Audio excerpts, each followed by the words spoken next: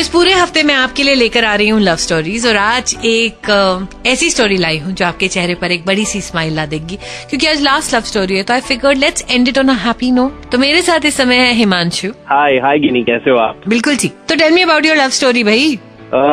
सबसे अच्छी चीज होती है एक लव स्टोरी में, अगर आप उस इंसान से शादी करते हो जो सबसे पहले आपका दोस्त होता है। So I am happily married to my best friend, जो और हम स्कूल से ही साथ हैं एक दूसरे के। एंड इसका सबसे अच्छा फायदा ये होता है कि you don't have to say a lot to explain the other part. आपकी एक एक चीज उनको पता होती है, आपकी सारी हैबिट्स के बारे में उन्हें पता होता है। अंडरस्टैंडिंग वाला जो फैक्टर होता है वो उससे बेटर कोई नहीं समझ सकता। सो आई थिंक उस डिपार्टमेंट में I have really been very lucky. तो tell me more about your love story. तो एक मतलब आज तक हम जितनी लव स्टोरीज डिस्कस कर रहे हैं मोस्टली वो शादी तक नहीं पहुंची। शादी के बाद क्या प्यार थोड़ा बदल जाता है?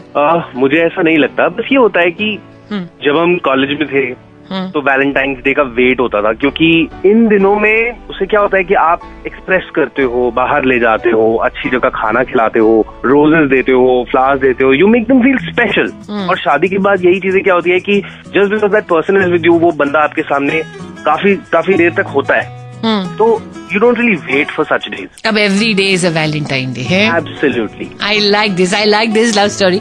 इस लव स्टोरी में क्या यूनिक है ये जानते हैं कुछ ही देर में यहीं रेडियो सिटी 91.1 पर।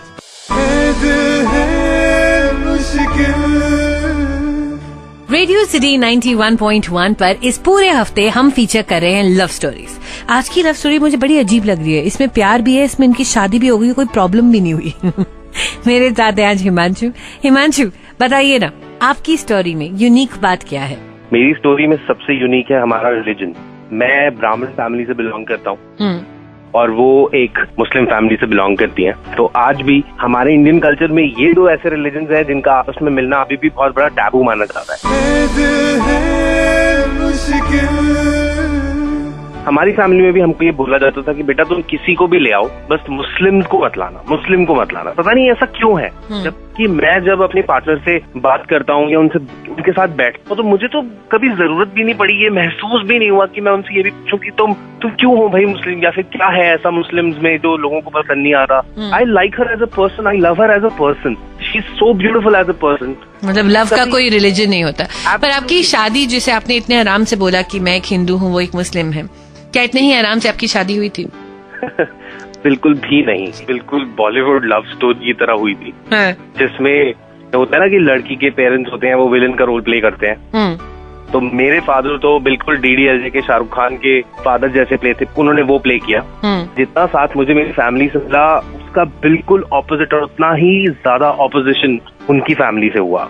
प्लान तो हमने ये किया था कि जब हम अपनी पोस्ट ग्रेजुएशन में आ जाएंगे तब we'll disclose to our families. लेकिन अनफॉर्चुनेटली एक बार ऐसा फोन कॉल हुआ जो कटा नहीं, जिसकी वजह से उनके पेरेंट्स को हमारे रिलेशनशिप के बारे में सब कुछ पता चल गया। और उसके बाद से जो उनका मेंटल टॉर्चर, फिजिकल टॉर्चर जो शुरू हुआ उसको तो मैं बता ही नहीं सकता। मतलब फिजिकल टॉर्चर मतलब शी वाज बीटन अप? या she was really beaten up. उनके मुंह में कपड़ा ठूंस के कि बाहर आवाज ना निकले उनको पीटा जाता था। Are you serious? फिर भी हिम्मत नहीं हारी। तो बहुत मुश्किल हो गया था। मैं बिल्कुल अपने करियर की शुरुआत पे था, मुझे बिल्कुल आइडिया नहीं था how do I take this forward. मैं बहुत ज्यादा नर्वस रहता था, बहुत परेशान रहता था। मेरे पास कोई ऑप्शन नहीं था।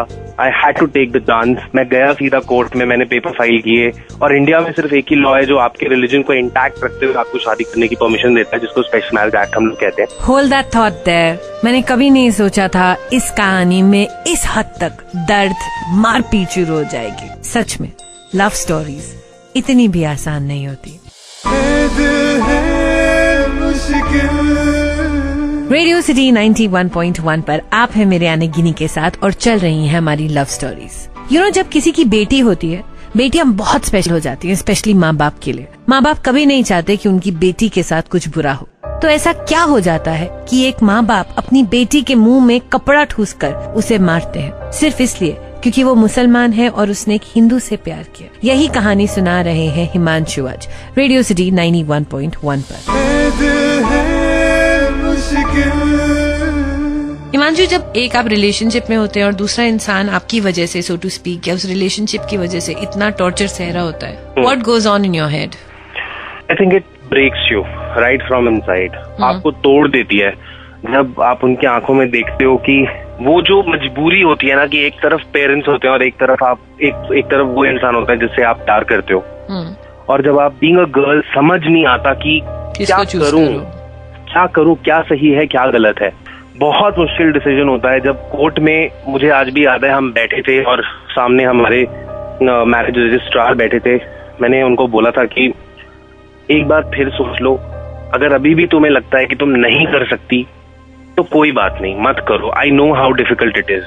और वो दिन था, उन्होंने मुझे बस उस टाइम पे, she just stared me for a while and she went ahead and signed the paper. और वो दिन है और आज का दिन है, टच वुड, हमारे बीच में सब कुछ ठीक है। I couldn't have been happier. इससे ज्यादा खुश मैं हो ही नहीं सकता था। लेकिन बहुत स्ट्रगल है। आज भी 3 साल से ऊपर हो चुके हैं। उनकी बड़ी सिस्टर उनकी शक्ल भी नहीं देखना चाहती।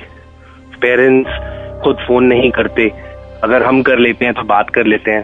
दे वेरी कोल्ड, बहुत ठंडा रिस्पॉन्स है। बहुत मुश्किल होता है। इतना आसान नहीं है लव मैरिज को निभाना, क्योंकि ये स्ट्रगल सिर्फ उस शादी के कमरे तक का नहीं है कि आप कोर्ट गए और साइन कर दिया। वहां से तो कहानी शुरू होती है। क्या आपको लगता है Himanshu that is it actually worth it? 110% it's worth it. I think religion तो इससे रोल प्ले करता ही नहीं है। दो लोग जो एक दूसरे से प्यार करते हैं ना, I think the people are worth it. वैसे भी दे से ना कि love is the biggest religion. Love is the biggest religion. I think हम सब में से बहुत सारे लोग इस बात को भूल गए हैं। Thank you very much Himanshu, अपनी स्टोरी हमारे साथ शेयर करने के लिए।